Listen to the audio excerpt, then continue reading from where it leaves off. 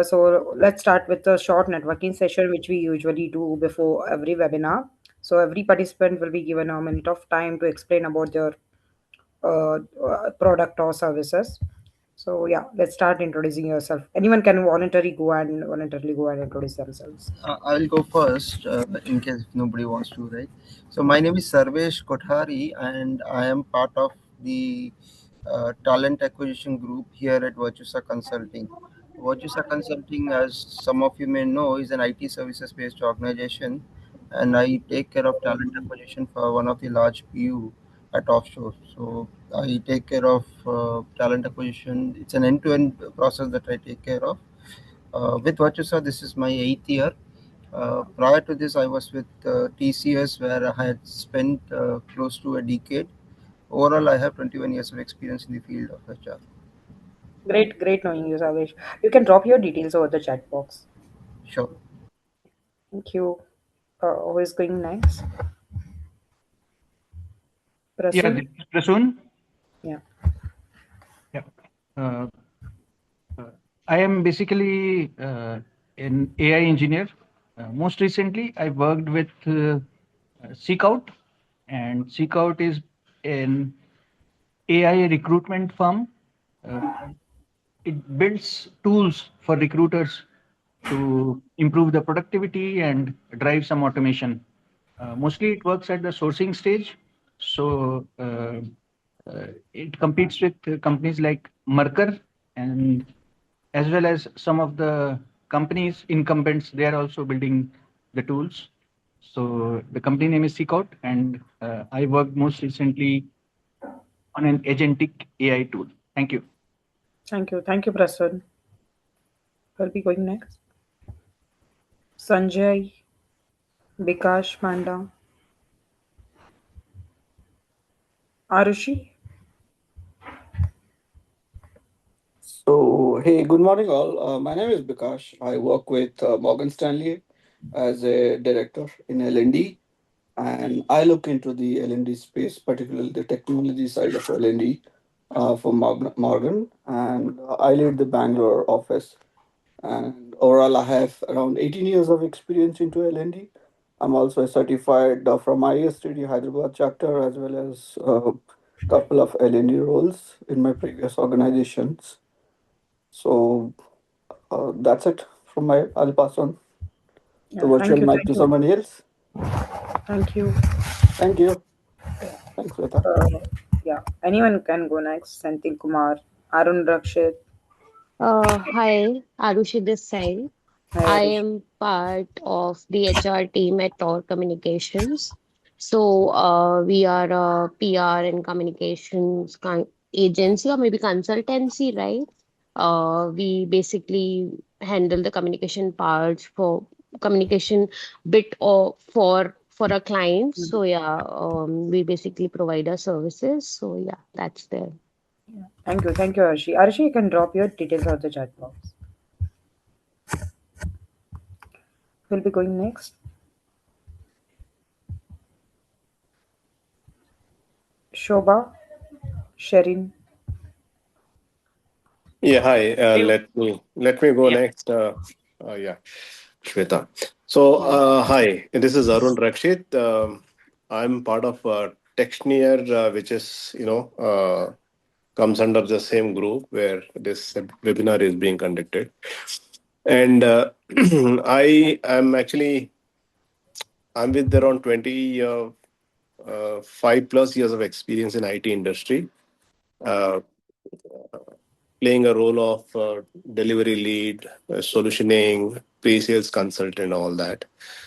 Currently with Textneer, serving the same kind of a role for managed services and for engineering services kind of deals.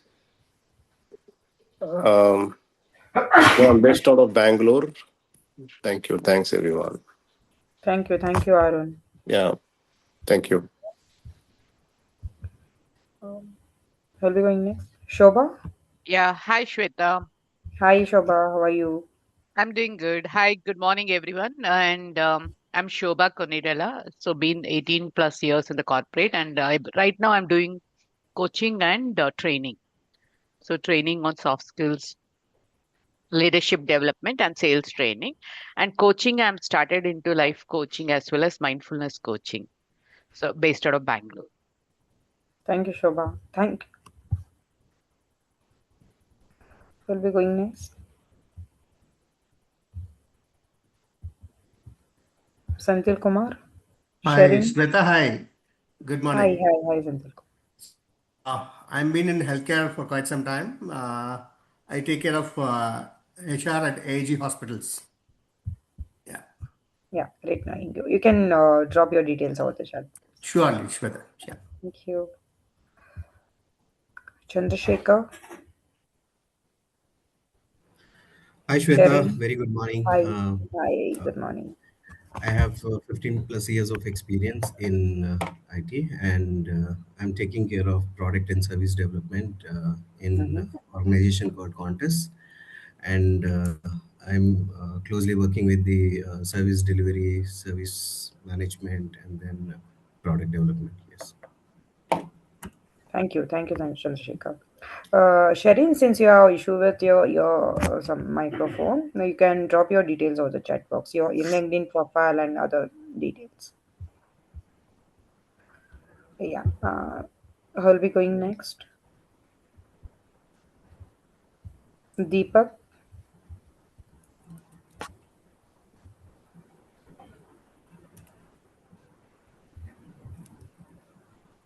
GHRC team, do you want to introduce yourself as well?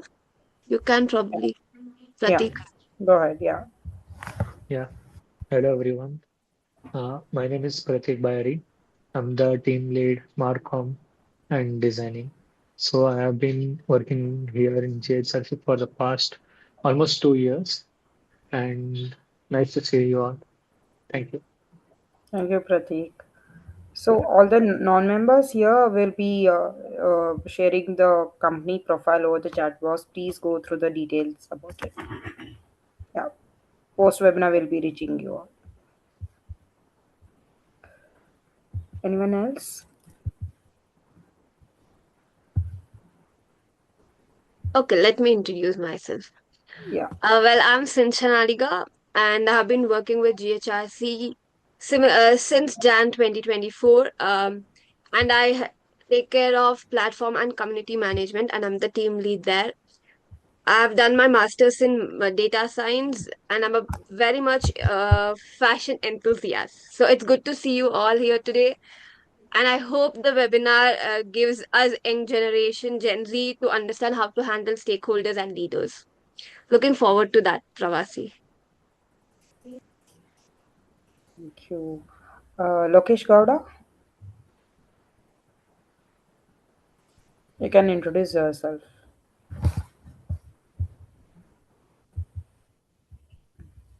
Who else? Vaibhavi,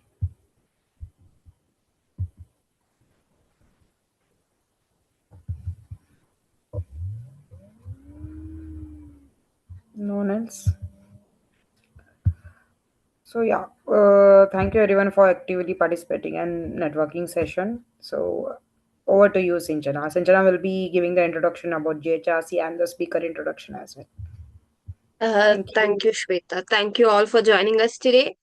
Welcome once again for today's webinar on influencing stakeholders at work, a session designed to help you communicate with greater clarity, build stronger relationships, and gain meaningful support from the people who matter most in your professional world. In today's dynamic workplace, our success often depends on how effectively we work with diverse range of stakeholders, leaders, colleagues, clients, partners, and cross functional teams. So, this session will equip you with practical frameworks, behavioral insights, and influence strategies that can immediately elevate the way you collaborate and drive outcomes. So, for those joining us for the first time here today, let me briefly introduce what GHRC is about. The global HR community, and proudly we call it as GHRC, is a leading digital platform for people managers, HR professionals, business leaders, entrepreneurs, and students committed to advancing excellence through people. In just 2 years, GHRC has grown to around 2,700 plus members, partner with top corporates like Britannia, Machani Group, Texnere, T Connectivity, and No Bias, and recognition such as the India 5000 Top MSME Award and ranking among LinkedIn's top 10 HR communities worldwide. With a thriving network of 9,000 plus LinkedIn followers, GHRC stands as a global hub for learning, connection, and career growth. Built on five core principles: discover, connect, learn, grow, and contribute, the platform offers assessment tools, global networking, 1.5 lakh plus learning resources, AI powered career tools, job boards, rewards, and opportunities to share expertise. GHRC provides tailored annual membership designed to support professional development at every career stage. So, with that, let me introduce, and I'm delighted to welcome our speaker for today, Pravasi Bhushan, leadership coach and performance consultant at Growth with Gyan. With over 2 decades of experience in learning and talent development, Pravasi has led global L&D functions at organizations like Kipi.ai, EY, and United Health Group. Working closely with teams across the US, UK, and China, he has delivered 5,000 plus hours of training and helped develop more than 3,000 professionals across industries. A published researcher and a keynote speaker, Pravasi has presented his work at international forums, including Cambridge University, and contributes as guest faculty at leading business schools. Certified by ATD, CMU, and Social Style, he brings academic depth with practical insights to help organizations build capability and drive performance. Please join me in welcoming Pravasi. Over to you, sir. Thanks a ton, Sinchana, and thank you for the welcome. And one quick note, I don't have a specific section on Gen Z, but I still believe that everything that I cover today will still be useful for Gen Z. So I'm hoping it still makes sense. Let me share my screen and please let me know if you can see it. Yes, we can. Awesome. So before I jump into the session, a couple of quick notes. One, what I've tried to do is I conduct this as a 2 day workshop in most of the pharma, IT, those kind of sectors. I've tried to pick essential elements and bring it all together over here.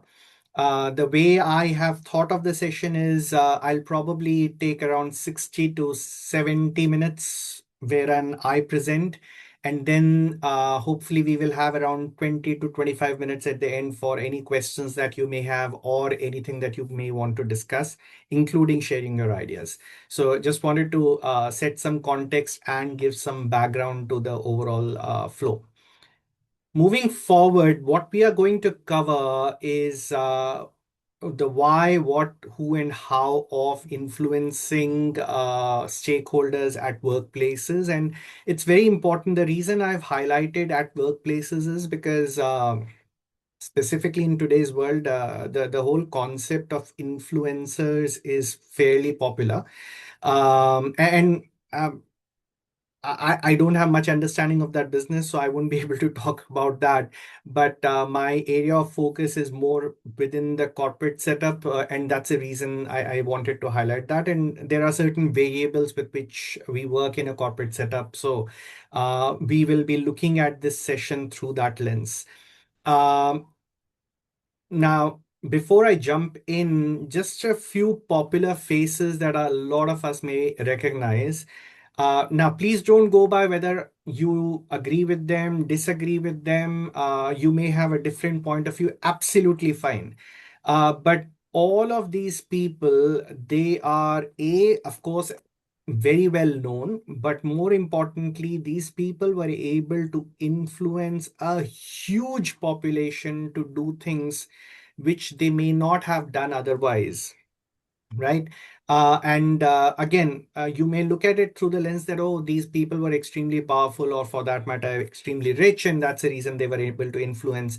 However, take a step back, and if you take out the, let's say, the kings from this particular setup, or the queens, you will realize that most of these folks came from general public And the reason they rose to where they eventually became well known was because they were able to influence their peers and people beyond them. Um, Once again, over here, we are not talking about, or a lot of these people are not from corporate world. The reason I wanted to bring this up was influencing is a lot about what you are able to convince others to do. If you weren't there, then probably they wouldn't have done that. Now, moving forward, this is exactly what I spoke about. So you are able to create a change, you are able to change somebody's behavior, and that's what's all about when it comes to influencing. And the idea is that can you do it without formal authority? If I have formal authority, then of course there is it's one of the tools or one of the factors that I can use to influence folks. However, in many cases, specifically when we are looking at stakeholders, that may not be a reality. And that's the reason, can we use other tools and variables to still influence towards a larger goal? And a lot of times, your trust, your expertise, and your relationships play a huge role in it.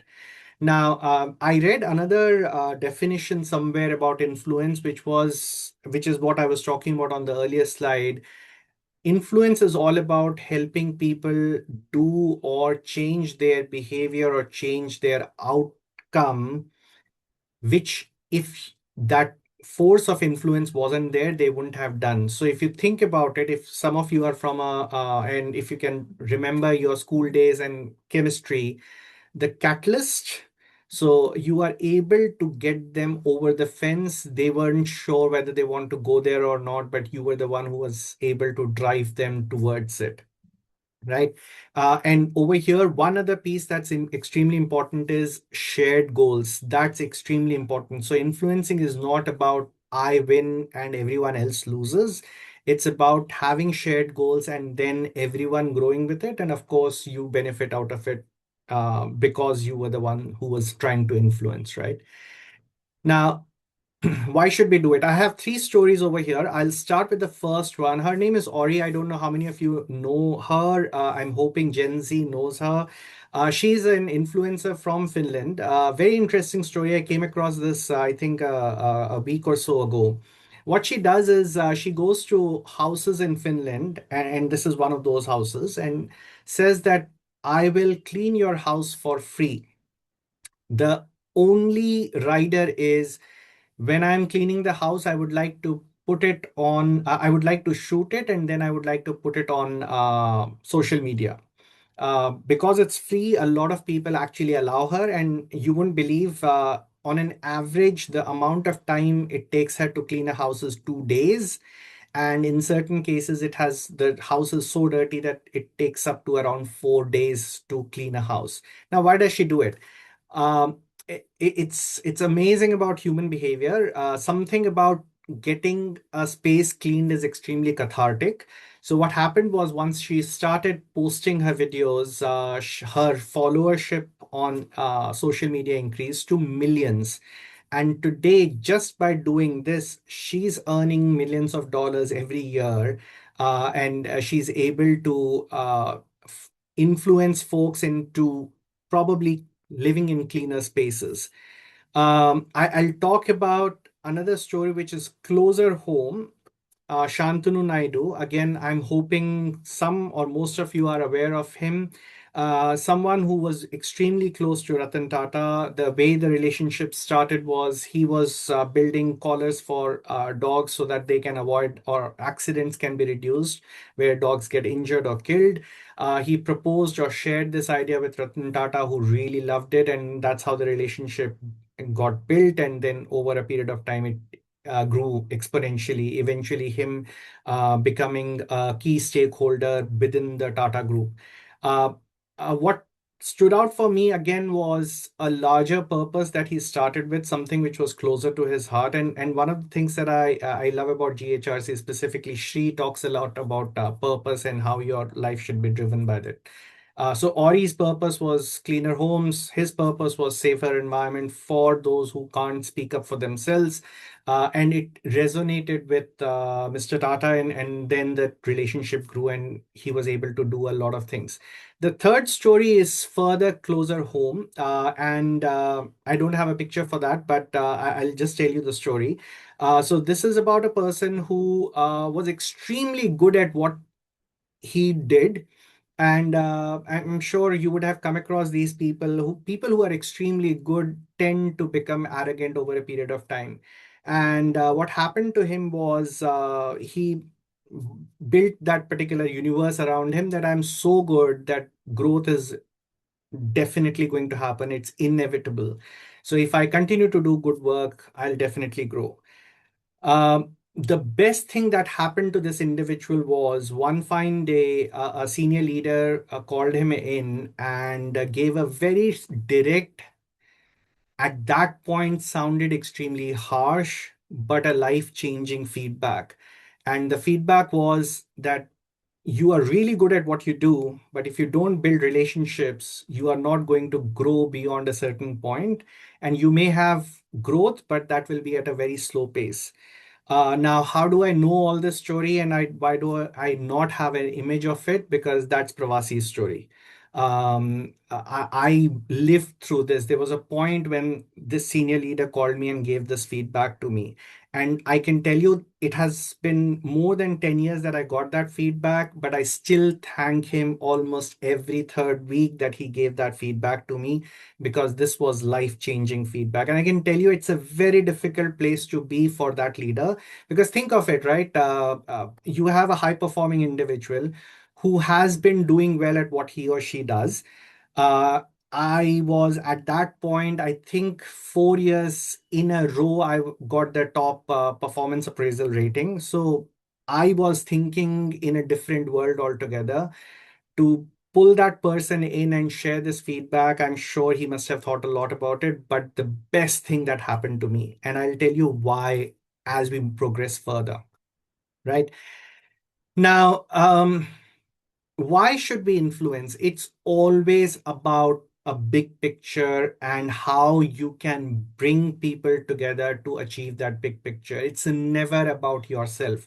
So never start trying, or your attempt to influence others should never start with me and what it can do for me, because then your selfishness will come across, and people will not come together. So it is always about driving collaboration towards a bigger picture.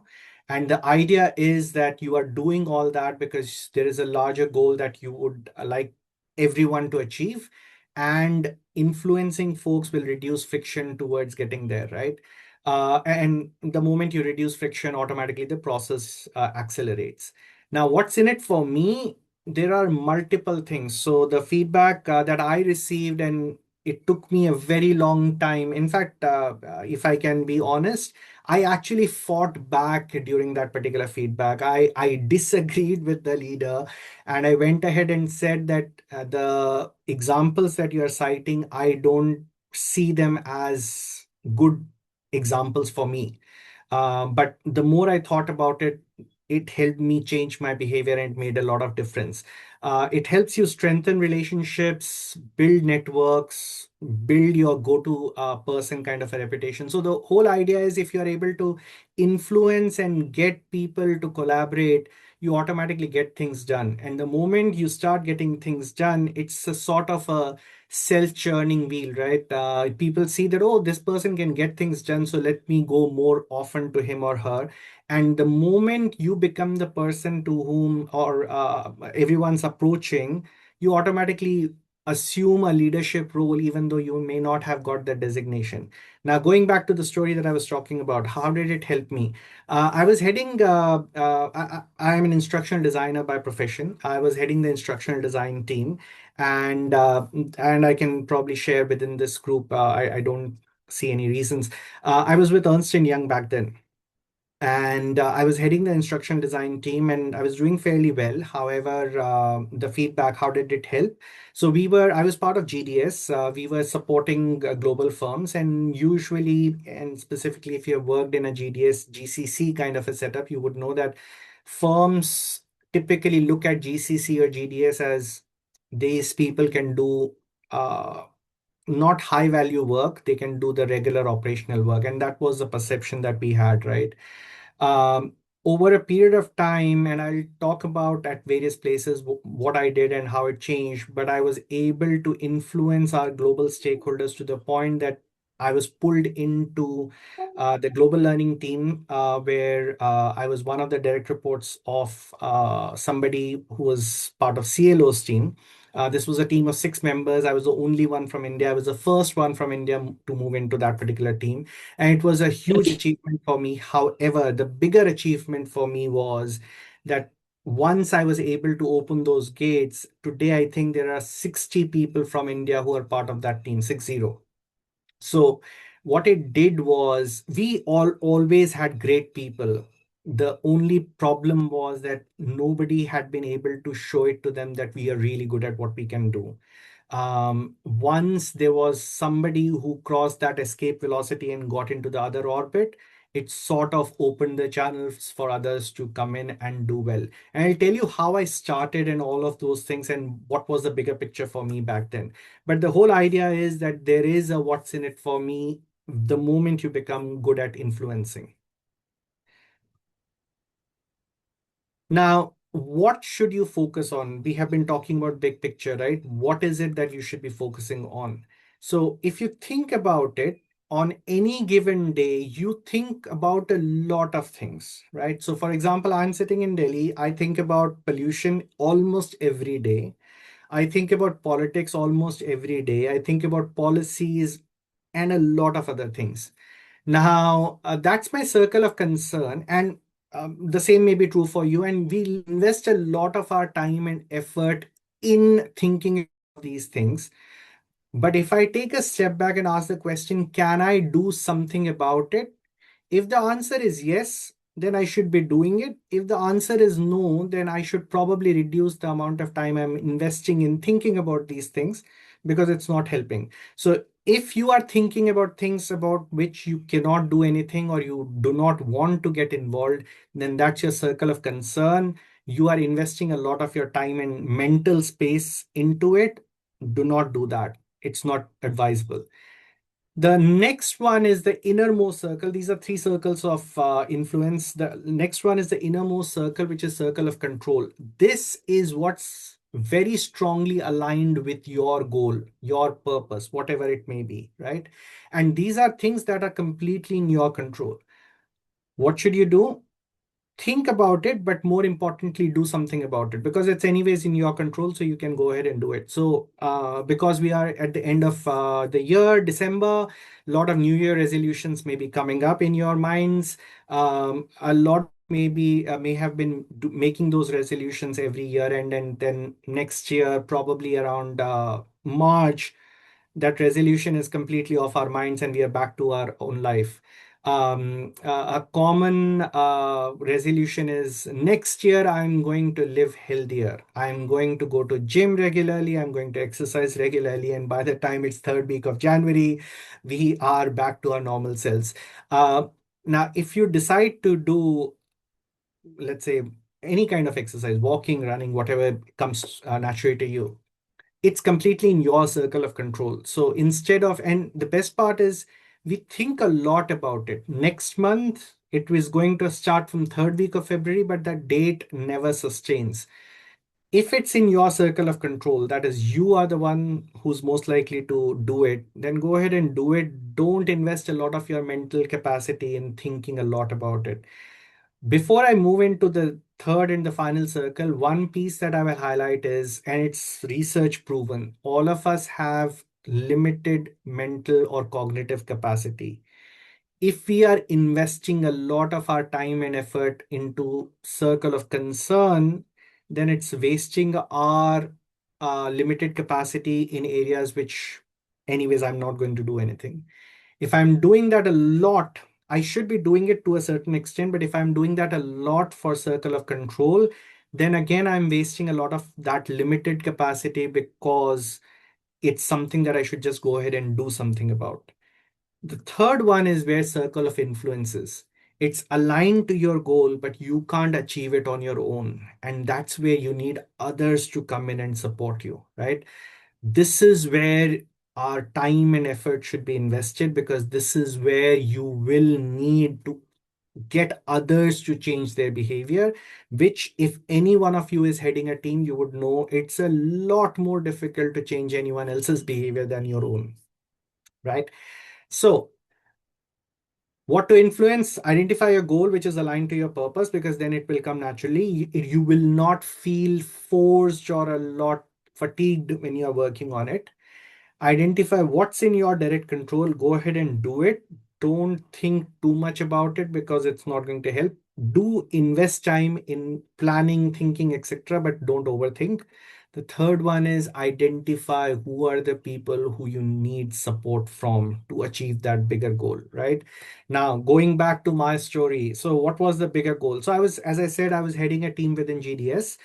My bigger goal at that point was nothing but to prove that my team is good enough to do what your team is doing today. That is exactly what I was thinking when I was interacting with stakeholders. So the CLO, the head of design, etc., at the global level, I just wanted to prove that my team is equally good at what you are doing, and you should at least give us an opportunity. That was my largest objective at that point in time.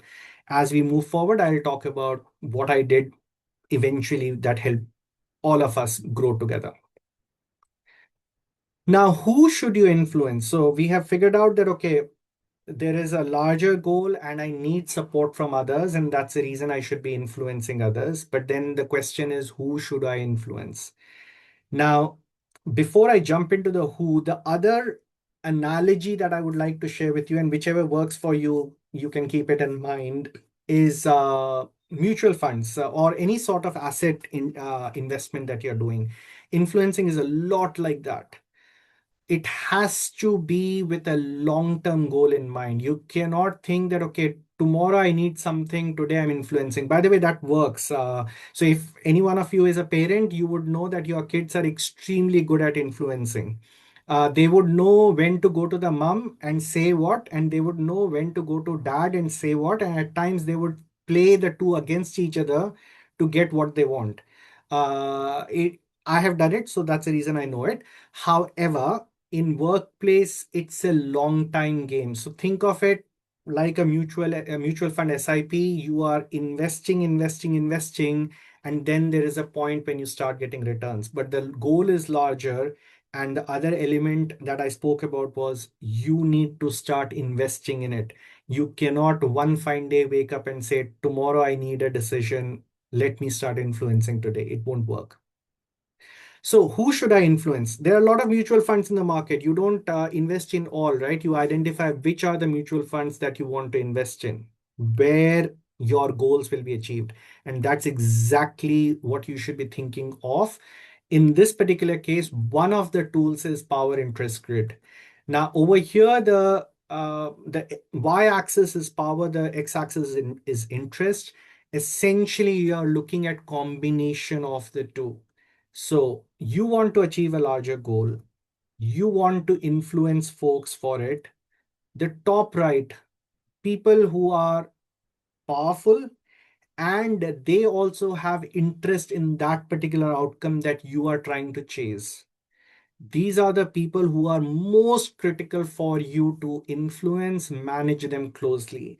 Now, a lot of times we do not realize, and again, I'm going back to the mutual fund experience or the analogy. People will tell you never put all your eggs in one basket.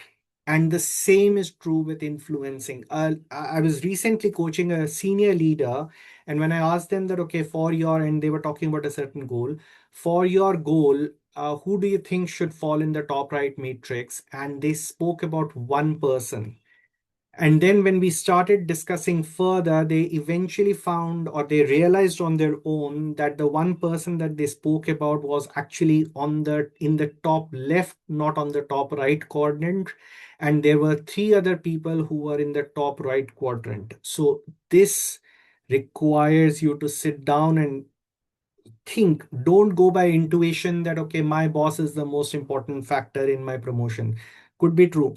There could be other people who could be equally or probably even more influential in that particular scenario. So identify people who have power and who have interest in the outcome that you want, right? And again, look at the bigger picture. Your individual promotion is not the outcome that the entire world wants, right? It's not the Shah Rukh Khan movie where you say that, okay, Kainat will work for me. It doesn't work that way. You will have to figure out something which is going to talk to a larger population, and therein, of course, is your own vested interest as well of growth or whatever you want to do. So manage closely people who have power and interest in the outcome that you want to achieve. Second, people who have power but they don't have as much interest in the outcome. And again, I'm talking about outcome, the bigger picture that you want to achieve, that you want to sell to everyone else. People who have power but they don't have enough interest in that big picture, keep them satisfied. Don't antagonize them. The reason we don't want to antagonize them is because they have power. If they start hating you, then they are going to ensure that that outcome is never achieved, right? The third one is people who have low power but high interest. In many cases, these would be your peers, these could be your team members. They may not have the power to actually get the outcome that you want, but they are interested in it because their outcomes or their own goals may be aligned to that. Keep them informed, and we'll see what you should be doing in each of the four in this particular scenario of power interest grid. And the final one is people who have low interest, low power, monitor them. You don't need to do too much about it. So if you think about it, once again, if I step back, I have limited mental capacity. I have limited funds in mutual funds case. Where should I invest the most? Manage closely. The top right quadrant, high power, high interest. The next quadrant would be people who I want to keep satisfied. Then the other two, of course, the third one will be keep informed. The fourth one will be monitor. Now let's look at what should we do in each of the four cases so that we are able to get closer to what the big picture is.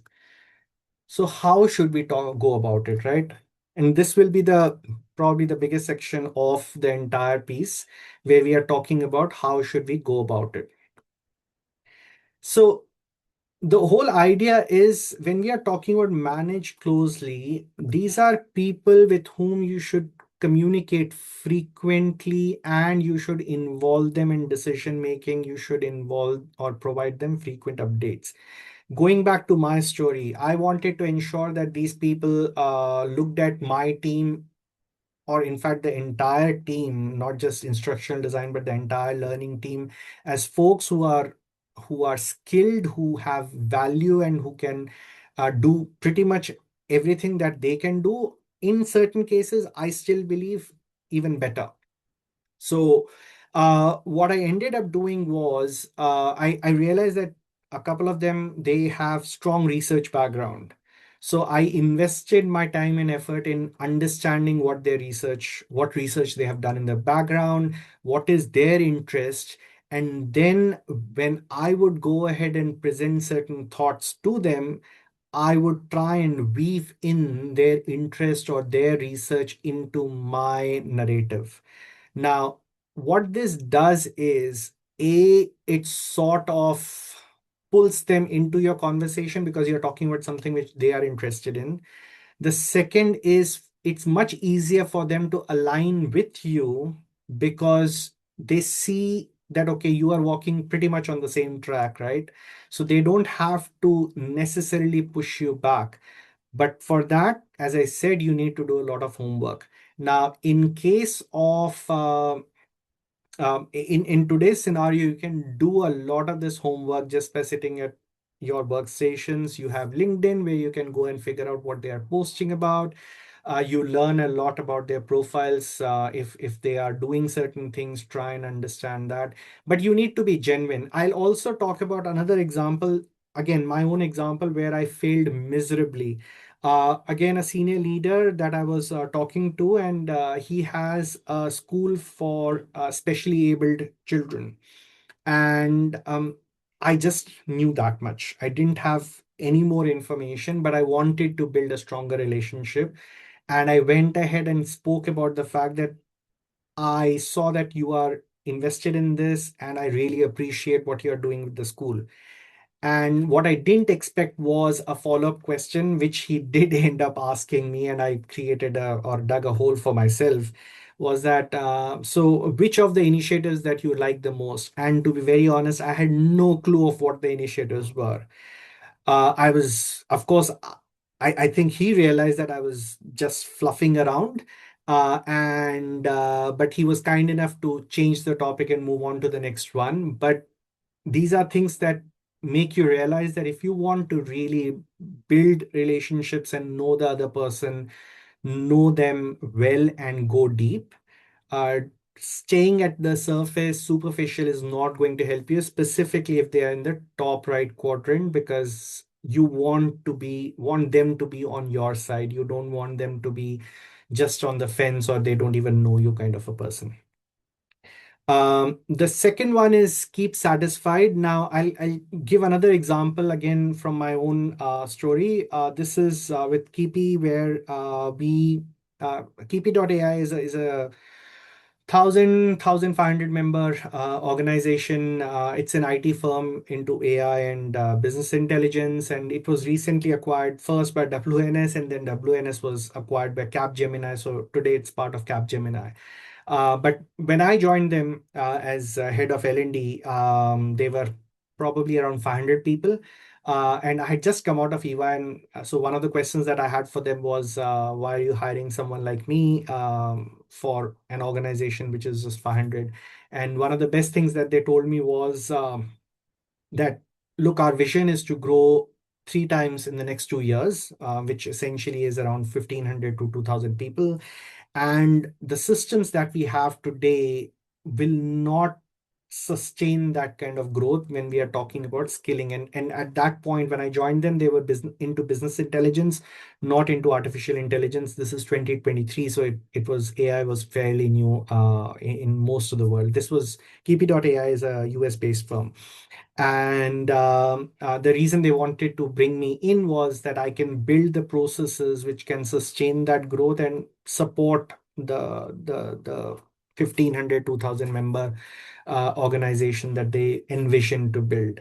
And one of the things that I did was, so one of the logical things that came to me, because again, that's my research as well, that if you're growing beyond a certain size, then use of technology is the only way of doing things. Otherwise, you will just keep increasing your team size, and it's not going to be the most efficient way of running it. So this organization was invested a lot in in-person training. And what I did was I spoke to my boss. I was reporting to the chief operating officer back then. And I spoke to him and I said that, look, we would like to or I would like to propose that we bring in content libraries and LMSs, because doing this facilitated session approach is not going to help, specifically if you are based in 4 locations. They were in US, they were in Middle East, specifically Dubai, and then of course India, and again India had multiple locations, right? Now, people who are in the L&D space, or people who have a bit of understanding of LMSs are fairly expensive if you want to get a good one. And what I wanted to do was not just bring in a system where learning can be hosted, but I wanted an LMS which can do a lot for the organization. So I very early on, I realized that there's no point of talking about learning science to a chief operating officer, because he's not going to understand any of that. What I understood was that he is going to understand the term or understand the language of ROI. So I completely flipped it around and I spoke about what kind of returns we can expect. Not everything was monetary or something that can be measured, but in many cases, it was something that was aligned to their larger goal of building an AI practice.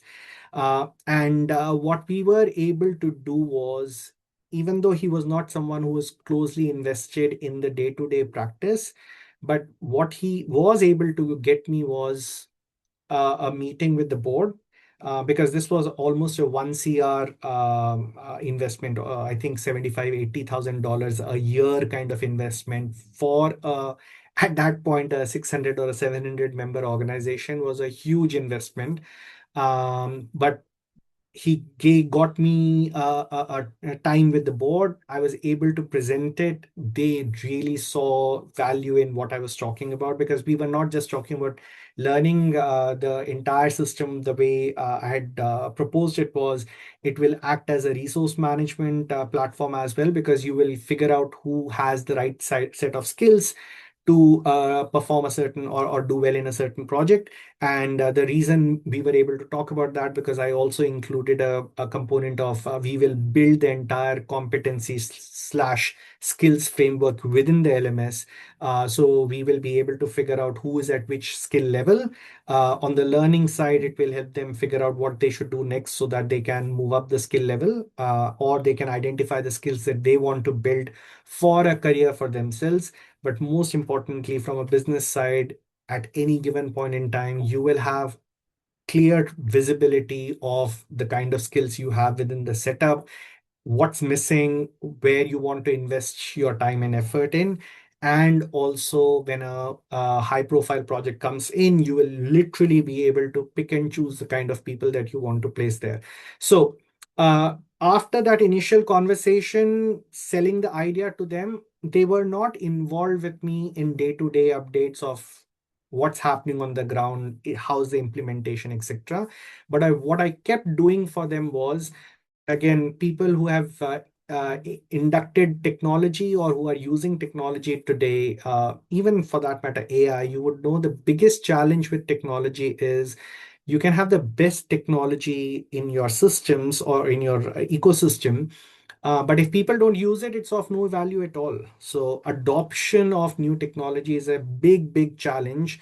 Again, an area of my research, and I applied my own research into that organization, and we were able to show that the adoption rates. So for an LMS, the adoption rates for 1,000-member organization was almost 85%. And when we built different systems into it, that essentially meant that my 6-member team, I think 5 or 6-member team, did not have to do a lot over a period of time. Initially, of course, we needed that inertia, but then it was a self-sustaining system. So for me, it was going back and just keep telling them that, okay, things are on the right track. There is a map that I built for them, and then I showed how we were progressing against that map. So till the point they were satisfied with the progress, everything was fine. On the manage closely side, I was working very closely with business leaders because I wanted their people to adopt learning once it was in place. I was also very closely working with the IT team because it was important for us to ensure that the system was working the way it's supposed to work, not just break down, right? The third one was keep informed, which is my own team. Once again, if you have been working with people, and again, AI is doing a lot of it, is when you bring in technology, people feel threatened that my job is going to go away. So one of the most important pieces for me was to ensure that I consistently communicated to my team in a very transparent fashion that they all are important for this particular initiative to be successful. What it did was they were 100% invested in this. Otherwise, even though they were my team, they could have easily been a passive spectator or player in this entire initiative, and it would have failed. But because they were constantly informed and they felt secure, and they could see something bigger for themselves, that's the reason they jumped in and they supported this particular initiative 100% of time. I didn't have to chase them very often, and you were supposed to do this, why are you not doing it? So that's the third one, which is keep informed. So talk about what is happening in a very transparent fashion, address any concerns or questions that they have, and just get them to do what they're supposed to do. And the last one was monitor, which is how are people using the system, right? We spoke about this in different town halls. We did some initiatives, or we sent some material across the organization. But beyond that, we didn't get too involved with the learner, because what we didn't want the learner to do or feel was this is something that we are forcing upon them. The way we built the entire narrative was this is going to help your own growth, and if you invest in it, you will go ahead and do fairly well. Um, I'm not going to get into the detailed case study, but one of the best things that came out of this was we were able to, as I said, we were around 1,000 member organization by, I think, 7, 8 months while I was with them. And then uh, I think at 8 months, when we started tracking progress, what we found was there was almost 150% jump in the hours people were investing in their own learning. And the best part was, and this is something which today's technology allows you. So we had bought content library from Udemy, and Udemy came back and they shared report, which for me was amazing because I just picked their report and sent it to the top left quadrant, which was keep satisfied, which showed that people were investing their time in areas which was aligned with business. One of the biggest challenges when content library was being brought in was Udemy has everything under the sun, right? From photography to how to become a social networking influencer, etc. So the top left quadrant, the stakeholders there, biggest concern, we are investing, but they may invest their time in learning about all these things, right? And so can we curtail courses or subjects to just what's aligned to business? And I forcefully said no to it for two reasons. One is we don't want adults. We have hired very smart adults, right? All of us invest a lot of time in choosing the right set of people who come into our team. We have invested a lot of time in hiring adults, so let's treat them like that and let's see how they behave. And when the reports from Udemy showed that they were investing time in the right places, I was like, okay, my job is done. I kept forwarding the reports. I think it comes every 2 months or once a quarter kind of a thing. I just continue to send that. But what we saw was 150% jump in people spending time on their own in learning. The second piece was, and again, something that I'm extremely proud of with Keepy was, even though we were 1,000 member organization, we had the maximum international certifications. Keepy is into Snowflake. We had the maximum international certifications across the globe, even though we were competing with the Capgeminis, the EYs, and the Deloittes of the world.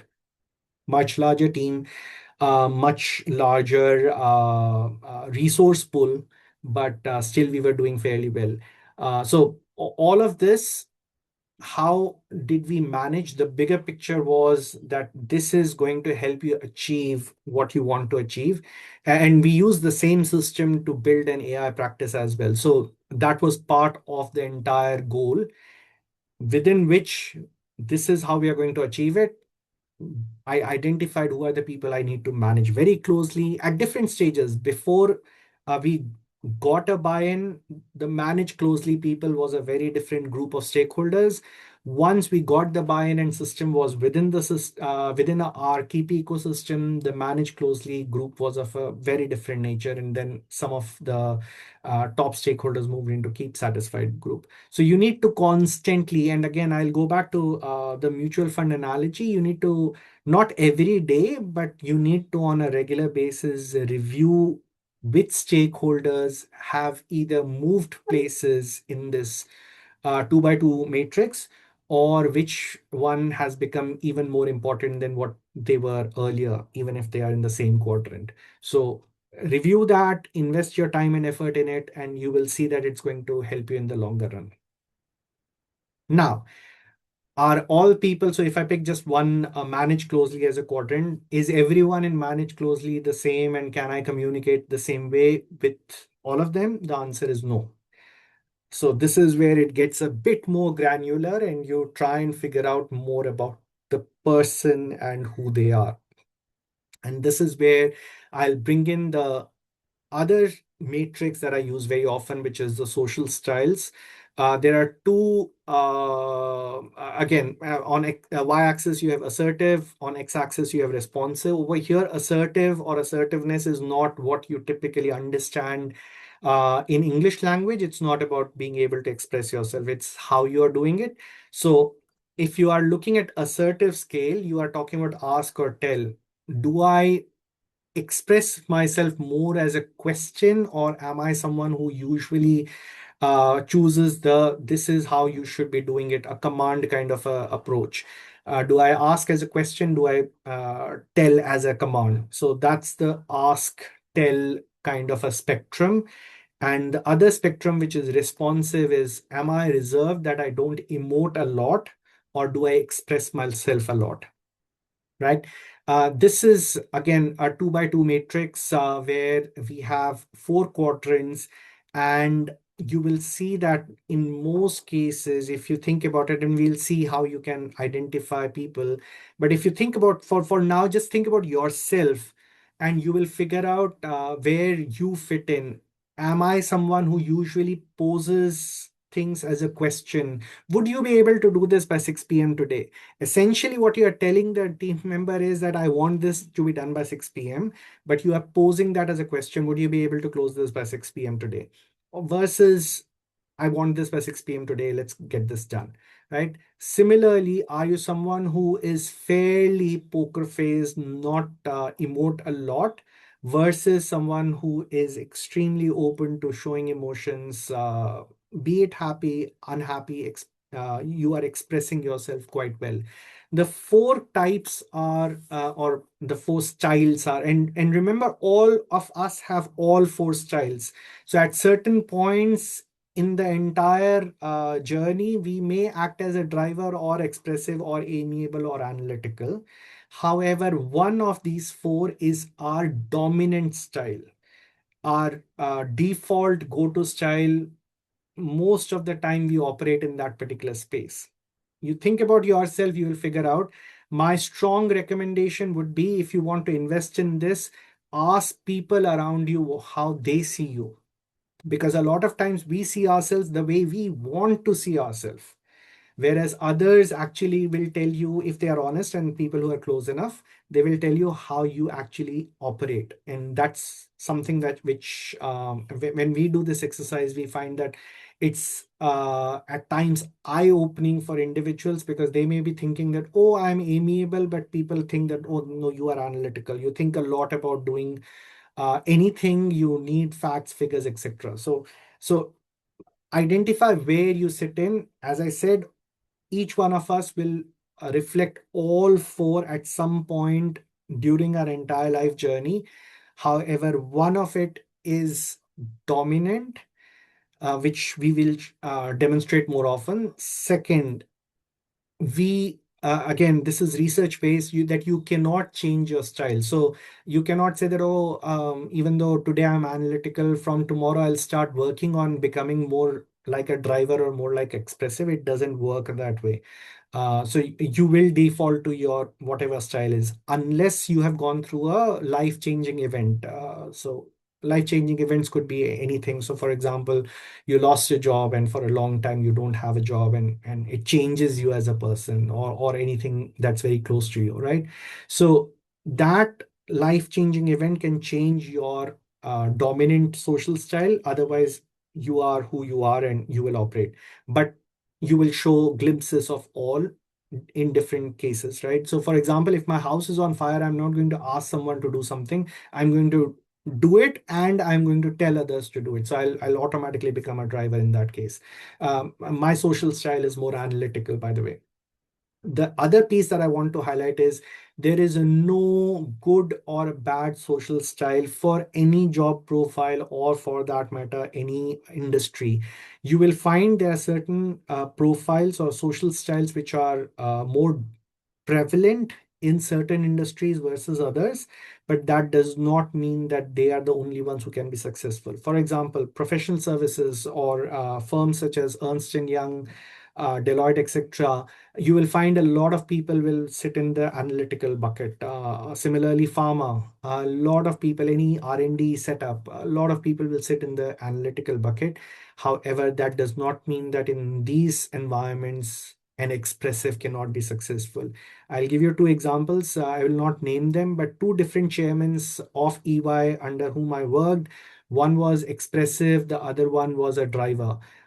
Both of them became chairman of EY. They completed their entire tenure. Extremely popular leaders, both of them. So there is no one good or bad style. You can be what you, or you are what you are, but you can actually pick an alternative style given the scenario that you are operating in. But we are here to talk about stakeholders, right? So we spoke a lot about our own style, etc., etc. The same is true for our stakeholders as well. Each one of them will have a dominant style. You need to figure that out and you need to operate with them in that particular manner so that they feel more comfortable. Now, let's look at each of these styles and how they demonstrate, or how you can observe and figure out what their style is, and then figure out what is it that you can do so that you come across as someone who is more aligned to them. So the first one, amiable. These people are extremely warm, friendly. So if you think about it, amiable is the bottom left corner. So you have ask and you someone who expresses a lot. Warm, friendly, they want to take everyone together, etc. So with these people, you need to build relationships. You need to get their opinion. You need to make them feel that you are taking everyone together. So that's how, if you identify someone who is under the amiable or demonstrates the behaviors of someone who has amiable style, this is how you operate. Don't push them. Don't make them feel that okay, you are going to achieve this irrespective of how others get impacted by it. Those things will not work. So take people together. Analytical, as I said, my style focuses a lot on data, evidence. Give them a lot of that. They will ask you a lot of questions: how, why, etc. Right? So be prepared, go in. So, and that's the reason when I was talking about research, I invested a lot in that research to figure out what is it that they have done, what was the learning, what were the inferences, etc. So go and look for logic, go and look for evidence to support your proposal. Remember, these are over here we are talking about your stakeholders social style and how you are able to modify your own approach to align better with them. This is in social styles language, this is known as a versatility. The more versatile you are, the better your chance of success. So as I said, it doesn't matter which is your dominant style. What matters is, are you able to show versatility in stakeholder interactions? So we have done analytical. The third one is driver. Going back to the example that I was sharing, most of the board members, I figured out through various interactions that they were in the driver category because they were talking about, I have 30 minutes. Convince me that your proposal is going to generate value for us. So it's more than the measurable return on investment. It's about what kind of value can it generate. So the way I worked around it was got directly to the point. I identified these are our organizational long-term goals. These are the OKRs that we have set for ourselves so that we can measure and report success. And this is the process that we are going to follow to achieve that. And then, as I said, on a regular basis, I would report back that against each OKR and against each progress map, how are we doing in reality? Once again, almost like mutual fund, you have a projected growth rate and then you look at, is the actual close enough? The probability of actual being exactly the same as potential or projected is very the probability is very low. However, if you are able to show that you are consistent in the direction and the trajectory is in the right path, you should be fine. So that's driver. Change yourself. So even though I am analytical, I would have loved to give a lot of data that, okay, this is what organizations are doing. This is how all of that they are not interested in. They were interested in what kind of value can you generate. I started with organizational goal. I spoke about the fact that how this investment is going to align and create value for those organizational goals. And the last one is expressive. This is where you use a lot of stories, you use a lot of visuals because they like to feel or emote a lot, right? And this is the reason, if you think about it, even during this presentation, I'm trying to bring in different styles so that different people can resonate different with different parts to it, right? So some of you may resonate with my story or Ori's stories or Shantanu's story, or you may resonate with specific facts that I'm talking about, that okay, how you can go about things, right?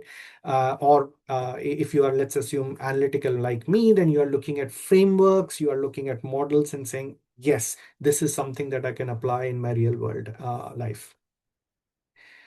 So we have looked at who to influence. We looked at the power interest grid. We looked at each of those grids and we saw how you are going to, or where you should be investing most of your time and what you should be doing in it. Then we looked at in each grid, people are not alike. So different people, different approaches, how you can identify what their style is and how you can modify yours to align better with them. So till now we have covered this part. The last one, which I have a last slide after this, is what are the different ways in which you can influence folks. The first one is reciprocity. As I said, think of mutual funds, think of investment. And just like mutual funds, influencing stakeholders has a compounding effect. The more you invest in them, the more or the longer you stay invested, the bigger you will be able to generate as a return. So going back to my story, what did I do? Not only did I get into the global learning team, as I said, I was the first one from India. I opened doors for others. Today, there are around 70 people, 60 to 70 people in that team from India. But for me, what it did was eventually I became the design head for emerging technologies and EVA badges portfolio. EVA badges today, and if you are aware of EVA badges, great. If not, we launch, I think, 3 master's program in collaboration with HALT back then. We worked with HALT faculty. We launched the Tech MBA, which is extremely popular. And then we launched a master's in sustainability and master's in business analytics, and won a Brandon Hall for it. So uh, this entire, and EVA badges is essentially a portfolio that serves all 400,000 people of EVA across the globe. So from where I was to get to a point wherein I was leading design for that kind of a portfolio, it was, when I look back, it seems like a huge jump. Where did it start? From that one feedback where the leader took the initiative of calling me in a room and saying, you are good at what you do, but the way you are operating, you will not get too far. Now, 2 things that I would highlight over here. One, some of us, for example, I know someone who's very close to me. He, at almost 15 years back, told me that I don't want to lead a team. I'm not a people's person. I'm a techie. He's a techie. So I would prefer taking an individual contributor route and stay a tech person. Um, Now, today, the best part is that very often he gets on a call with me and says, you know what, I'm dealing with this stakeholder and I just don't know why he's not getting it. And very often I reiterate the message that you are explaining from a tech perspective, and the person who you are explaining to is a business guy. Speak his or her language and they will be absolutely fine. So it doesn't matter whether you are in an individual contributor role or a people manager role. Managing people, managing stakeholders will be part and parcel of your life in corporate. That's one. The second is, as you grow in the org ladder, you will realize that you are spending less time with the system and more time with people. So the more you are able to influence others, the more you will be able to get the outcome that you are working towards. So these are things which are extremely important for us to internalize, because there is no way out. Working in an organization is not like golf. It's not a solo game. It's football. It's any other team game. So you have to have 11 people working towards one particular outcome, which is winning the game.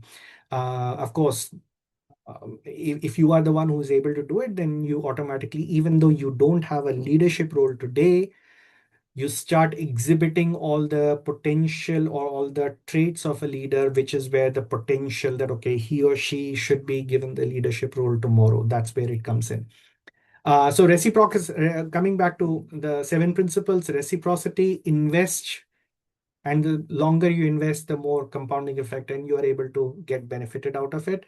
Commitment and consistency. Usually when people show or they commit to something, they like to be consistent. So when you're asking for something from the other person, start small. It's easier for them to overcome the no barrier. And once they are able to do that, and you are able to demonstrate that you achieved what you had committed for, then for them to say yes next time around for something slightly bigger will be the higher, the probability will be higher. Third one, social proof. I'm sure a lot of you would have heard about the fact that um, these many crores of people have taken Airtel. The whole idea is that what they're trying to say is, look, so many people believe in us, you should also believe in us. The same can work in if you're trying to influence stakeholders, specifically if you are, let's say, in a client engagement kind of a role. Liking, people tend to say yes if they like you, goes without saying. There is a component of trust in this. I'm not going to talk about the trust equation, but if you want, you can look up on Google. There is a key component of credibility in trust, which is uh, the kind of work that you have done in the past, the certifications, etc. But then there are two other components, reliability, and I think the third one is consistency. Essentially, what they are saying is that you are able to consistently do what you have committed to do. So liking, if people like you, then the probability of them getting influenced by you is very high. Authority, this is a no-brainer. If you come from a place of authority, the probability of people following you is very high. But to get to a point of authority, you will have to operate through everything else that we have spoken about. Scarcity, this particular scheme is only available till tomorrow. If you don't sign up today, then you are going to miss out, and tends to result in a particular action. I wouldn't recommend this in a business scenario for the simple reason, as I said, in case of corporates, most cases play influence as a long-term game, don't play it as a tomorrow kind of a game. Because in most cases, once people buy in, when you are showing scarcity, they feel bad about taking a decision. And the last one is unity, wherein the more you are able to show that I am part of the we that you belong to, automatically that helps. So it could be that all of us are part of the L&D fraternity, or all of us are part of corporate or whatever. So alumni work very well in this case. So for example, all the elite or Ivy colleges, they have a very strong alumni, and you will see a lot of their business and network is built based on their alumni. So it's group identity. We all are from this particular college, institute, whatever be the case, right? This is the last one. Any message that you are proposing, there are 3 elements that, and this is Aristotle's triad, he proposed it. The first one is ethos. We spoke about credibility, trust, authority. So if you're able to come across as someone who has these elements, your message is good. So if you can talk about the fact that, for example, earlier during my introduction, very kindly it was said that, oh, I have got certifications from these places. I've presented in Cambridge, etc. All that builds credibility. The second one, pathos, which is emotion, connect, empathy. Some of my stories may have connected with you, or you may have felt that, oh, I have gone through this, I've seen this before. So that's where the emotion pathos comes in. And the third one is logic, logos, which, as I said before, is in certain cases quite useful. Remember, you don't have to use all three in all messages. You need to pick and choose which one would you like to focus on more in a particular situation. It will depend on the situation. It will depend on how much time do you have.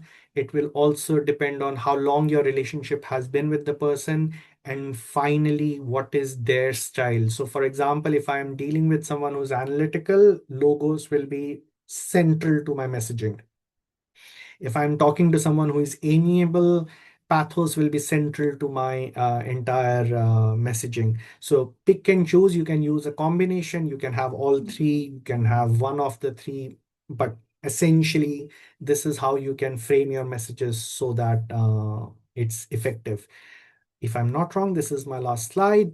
Absolutely. So I will pause here. I leave this on, but I will open it up for questions. I see there are 3 comments, but I hope there are more introductions. Yes. So if anyone has any questions, I hope we still have time for questions.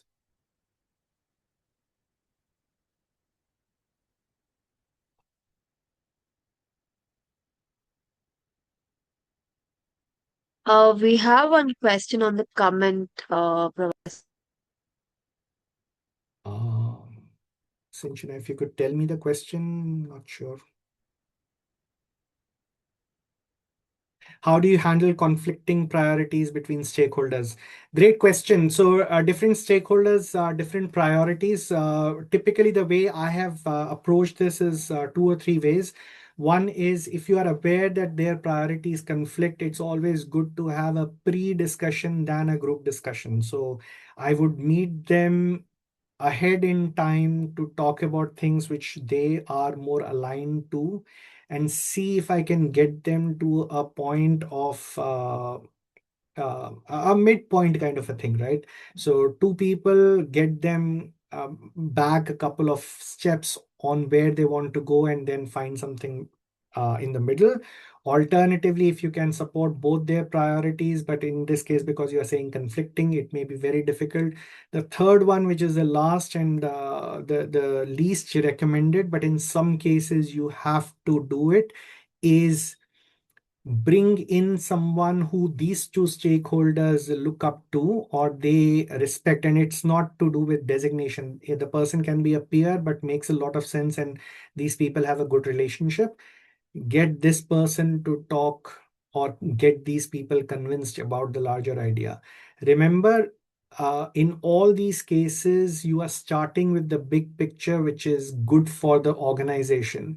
So when you are starting from there, it's always easier for your messaging to be passed on separately or through a third person, because you are not positioning that, okay, you are doing this for me. You are essentially sending it out that, okay, we are doing this for the organization. One last piece, something which is very important for all of us to know and understand is it's not always that you have the best idea, right? It could be one of these stakeholders actually has a better idea. So having a one-on-one conversation at times just helps you understand that, oh, their idea is not that bad. It's probably a better one and I can modify myself or my approach. Um, uh, I started, as I said, I started my work life based on performance, and which eventually built a thought process that I'm so good that all my ideas are good. And specifically in the space of L&D, nobody is better than me. I had started operating from there. But in the latter half of my career, I realized that the best ideas that I got were from clients who had nothing to do with L&D, but they had brilliant ideas, or even at times from team members who would just go ahead and express something and say, okay, let's try that. And the outcome would be better than what I had thought of before. So when you're looking at these conversations, go in with an open mind, try and convince them. If not, then see if you are getting convinced by their idea and then figure out how you can all work together. Hope it helps, John. Suggest how to manage stakeholders when they are in a group. As I said right now, there are two parts to it. When people are in a group, the group behavior at times works in your favor, at times can go against you. When it works in your favor, which essentially means that, let's say there is a call of 5 people and 3 of the 5 people start supporting your idea, then automatically the other two tend to take a more silent approach, even if they disagree with something. A much better approach, the way I would or I usually operate is, I know that I have a call with 5 people on Thursday. I would ensure that I'm meeting each one of them before the call 101, so that I can at least, if not address their concerns, at least make myself aware of their concerns. Where can they derail my idea? And accordingly build my messaging for the group call. The last piece, as I said, in certain cases, these 101 calls can come up with certain inputs which you can use in the group call. And very often what happens is, so for example, if I'm, let's say, one of the 5 people is Bikash, I'm just picking the name of the next person that I can see the question from. If one of the 5 people is Bikash and he has certain concerns, when I meet Bikash 101, he talks about 5 ideas. During the group conversation, even if I proposed one of the 5 ideas as this is an idea that I got from Bikash and it's a really good one, we should try and use it. 9 out of 10 times, Bikash will be okay not pushing for the other 4, because you are giving the credit and you are giving the recognition and you are telling Bikash that I have taken your idea on board. So these are various combinations that you can work with. What role does executive presence play in shaping stakeholder trust or influence? A lot, Bikash. Specifically, if you are dealing with senior stakeholders, and I can't talk about this enough, that people create an impression of you even before you have stepped into the room or said a single word. So, and executive presence again is everything. It's a long game. It's not what you are doing within the room. It's not about the content of your message. It's about how you have been operating outside the room and how you are positioning yourself within the room. So a lot is a lot of weightage goes to executive presence. The last piece that I would talk about is executive presence and technical competency. These are two things which are bare minimum for you to play the influence game.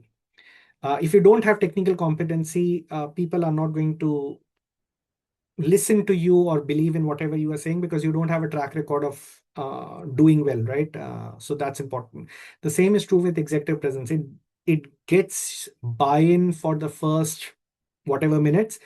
After that, it's a lot about how you are positioning your message and are you able to. A lot of us have great ideas, but we are not able to say it out loud in a group meeting.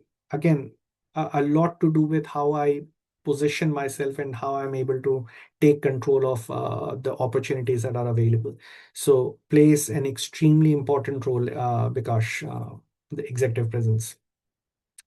From your experience, what is the biggest mistake professionals make while trying to influence stakeholders and how it can be corrected? Two things that I have learned from my own experience, Shashwati. One is operating from the lens that I know it all and others don't. Specifically, when you are going into the room as an SME and others are your clients. As I said, um, I operated from that mindset that, okay, I am so good in L&D that nobody in L&D can challenge me. So you can imagine how I would be operating with clients who were coming from business who had nothing to do with L&D. So literally, even though I wouldn't say it, my approach was, you don't know L&D, you don't understand learning, I'll tell you how it works. But that's one of the biggest mistakes, because even though they may not say it out loud, you have already lost them. The second one is not operating from your style. So me being analytical, providing a lot of data points, lot of evidence, not realizing that the other person is interested in a story and not in a data point. These are things which can derail the conversation very early on. So these are probably the two that come to mind. Don't operate or operate with a very open mind. As I said, at times others who may not have enough experience or knowledge about your field may actually come up with a brilliant idea, and you should be open to pick that and use it. And the second one is try and understand where the other person is coming from. Which metrics best show stakeholder impact on decisions?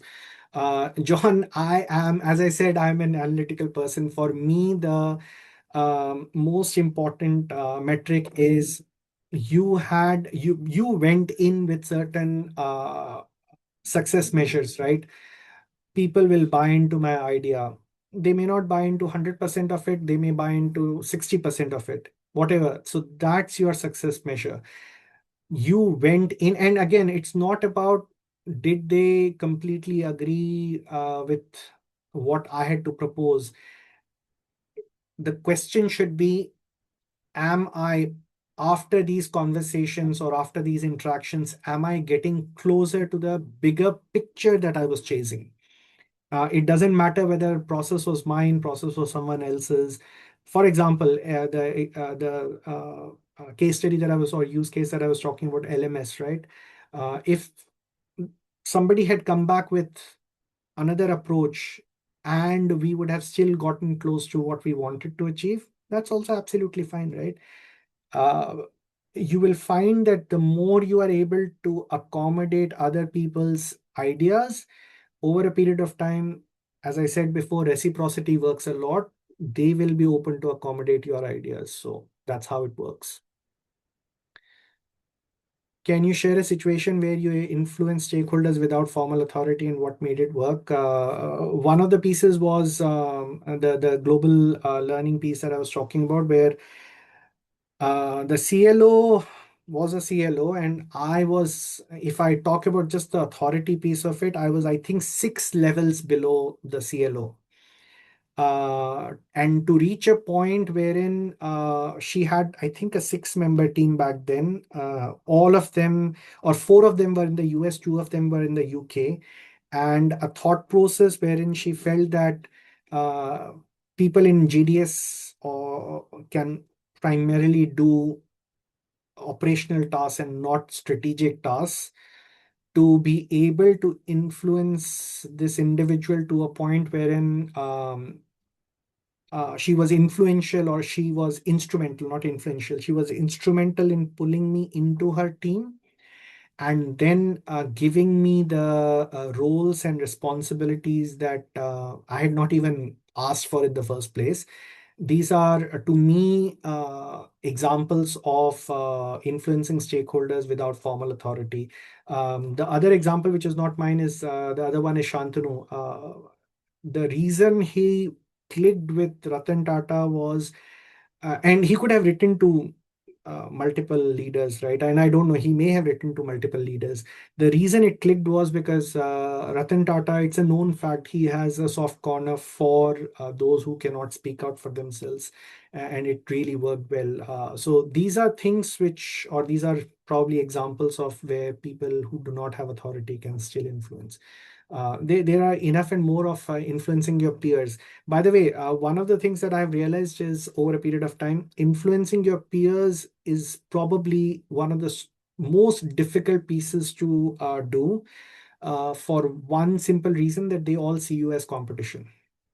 So if you and I, let's say, John and I are both appearing for, or we are both thinking in our heads that that next promotion will be one of us, the likelihood of John supporting Pravasi's idea or Pravasi supporting John's idea is fairly limited, or it gets limited because of the way we are looking at each other. And in these cases, clearly authority cannot work. So any situation where you have influenced your peer would be an influence without authority. Hope that helps.